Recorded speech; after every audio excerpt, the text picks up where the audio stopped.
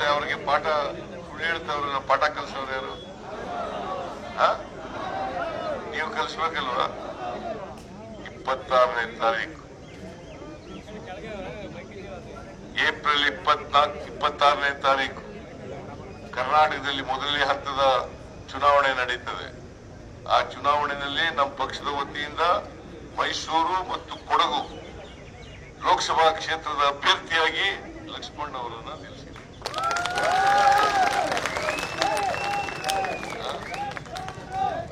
ಈ ಸುಳ್ಳು ಬಿಜೆಪಿಗೆ ಪಾಠ ಕಲಿಸ್ಬೇಕಲ್ವಾ?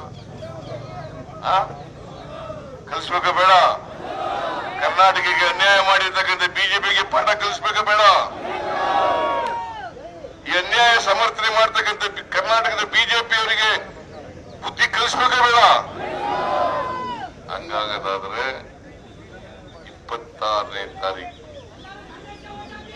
ಎಲ್ಲರೂ ಕೂಡ ಮನೆ ಮನೆಗೆ ಹೋಗಿ ಹೇಳ್ಬೇಕು. ನೀವೆಲ್ಲ ನಿಮ್ಮ ಊರುಗಳಲ್ಲಿ, ನಿಮ್ಮ ಬೀದಿಗಳಲ್ಲಿ, ನಿಮ್ಮ ವಾರ್ಡ್ಗಳಲ್ಲಿ ಹೋಗಿ ಲಕ್ಷ್ಮಣ್ಗೆ ಓಟ್ ಕೊಡಿ. ಈ ಸಾರಿ ಕಾಂಗ್ರೆಸ್ಗೆ ಓಟ್ ಹಾಕಿ ಹಸ್ತದ ಗುರುತಿನ ಮುಂದೆ ಬಟನ್ ಒತ್ತಿ.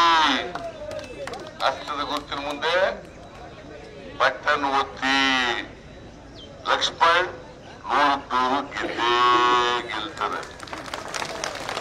ನಾವು ಈ ಸಾರಿ ಕೊಡಗಿನಲ್ಲಿ ಹೋದ್ ಸಾರಿ 86,000 ಇಲ್ಲ ಮಂತ್ರಿಗೌಡ 86,000 ಓಟ್ ಹೊಡಿತು.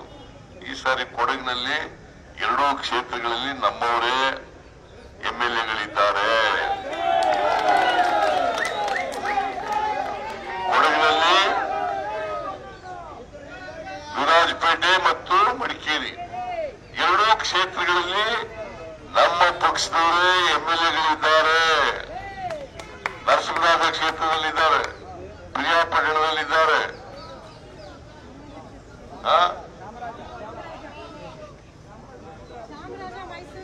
ಚಾಮರಾಜ ಕ್ಷೇತ್ರದಲ್ಲಿದ್ದಾರೆ.